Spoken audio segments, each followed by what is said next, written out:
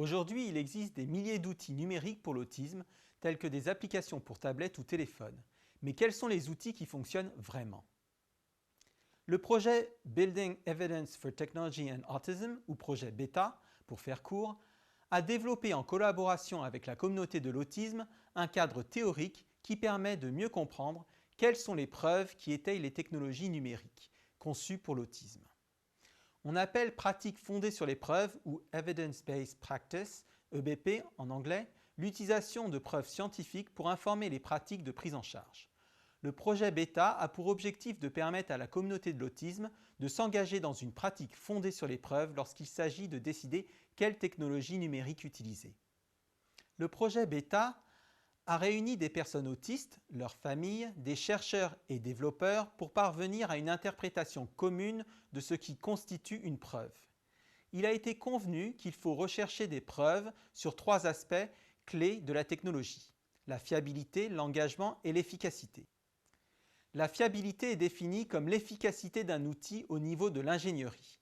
Est-il techniquement robuste, fonctionnel? Fonctionne-t-il correctement, par exemple? Tel système de reconnaissance faciale fonctionne-t-il effectivement? L'appli plante-t-elle souvent? L'engagement est défini comme la perception de l'utilisateur d'une technologie. Dans quelle mesure l'outil est-il utilisable, agréable et accessible pour les utilisateurs visés? Sa facilité d'utilisation, son look and feel. L'efficacité est définie comme l'effet de l'utilisation de l'outil. Quel impact a-t-il sur les utilisateurs? Apporte-t-il une différence palpable dans la vie, le comportement de l'utilisateur?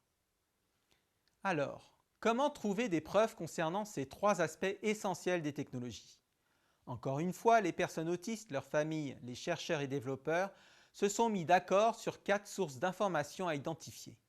Numéro 1. Essayez l'outil. Est-ce qu'une version d'essai est disponible? Ses fonctionnalités peuvent-elles être explorées? Peut-on évaluer si son utilisation est motivante à court, moyen, long terme? Est-ce qu'on comprend clairement comment la version d'essai diffère de la version complète? Numéro 2. Avis d'experts professionnels. Des avis sur l'outil ont-ils été donnés par des experts, par exemple des personnes autistes ou d'autres personnes compétentes ayant une expérience appropriée des technologies? Des professionnels concernés, par exemple des enseignants spécialisés, orthophonistes, psychologues spécialisés, etc. Ou des organisations pertinentes, agences, par exemple une association sur l'autisme. Numéro 3. Des commentaires sur Internet, des informations sur l'outil se trouvent-elles sur les sites web comparant différents produits technologiques et les groupes de réseaux sociaux? Les commentaires des utilisateurs avec autisme et de leurs familles sont-ils présents? Des personnes ayant utilisé l'outil depuis relativement longtemps ont-ils exprimé leur opinion? Plusieurs commentaires peuvent être comparés afin d'améliorer l'objectivité. Numéro 4. Recherche académique scientifique. Des avis universitaires scientifiques, revues scientifiques, informations en ligne, interventions académiques dans les médias grand public, évaluant l'outil sont-ils disponibles et la qualité de la recherche effectuée sur l'outil peut-elle être établie? Par exemple, des articles de revue ont été évalués par des pairs, des analyses ont été réalisées en combinant les résultats de plusieurs études indépendantes de manière systématique. Les qualifications, affiliations et conflits d'intérêts potentiels des universitaires ou scientifiques auteurs de la recherche peuvent être vérifiés.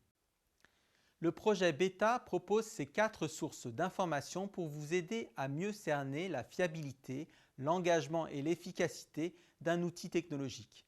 Ces informations vous fourniront les preuves disponibles, pertinentes, pour que vous puissiez prendre une décision éclairée sur quels outils numériques utiliser avec une personne autiste. Le projet BETA a pour but d'aider la communauté de l'autisme à s'engager dans une pratique fondée sur les preuves et il est important de rappeler que, outre le fait de savoir ce qui fonctionne, il peut exister de nombreuses preuves selon lesquelles une technologie ne fonctionne pas. Notre instrument en ligne vous permet d'évaluer tout type de technologie en fonction de son niveau de preuve. Son utilisation est simple et gratuite. Il y a une vidéo expliquant comment l'utiliser. L'instrument en ligne est disponible à l'adresse web suivante. Merci d'avoir regardé.